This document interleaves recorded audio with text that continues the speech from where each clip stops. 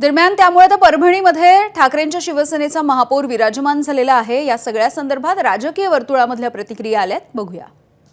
या देशाचा राष्ट्रपती मुस्लिम होऊ शकतो, अटल बिहारींनी केलेलं आहे। या देशाचा अनेक ठिकाणी मुख्यमंत्री मुसलमान होऊ शकतो, महाराष्ट्रात झालेले आहेत। राज्यपाल होऊ शकतात, लष्कर प्रमुख होऊ शकतात, झालेले आहेत। निवडणूक आयुक्त मुस्लिम होऊ शकतात। मग एखाद्या ठिकाणी जर मुस्लिम महापौर झाला तर हा तुम्हाला प्रश्न का पडावा? काय तुम्हालाही सगळ्यांना काल संघ विचाराचं बाळकडू तुमच्या पोटात आणि ओठात गेलंय का? नाही, तसं नाही ना। औरंगजेबाचा अजेंडा पुढे रेटण्याचं काम परभणीमध्ये उद्धव ठाकरे करतायत।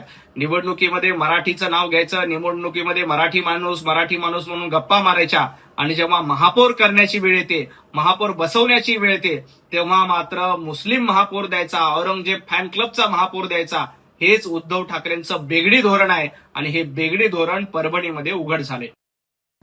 मला असं वाटतं तो काम करणारा आहे ना, काम केलं पाहिजे त्यांनी, हा महत्त्वाचा मुद्दा आहे। मुसलमानांना देशात राहायला अलाउड आहे का नाही आहे, हा महत्त्वाचा विषय आहे। एबीपी माझा, उघडा डोळे बघा नीट।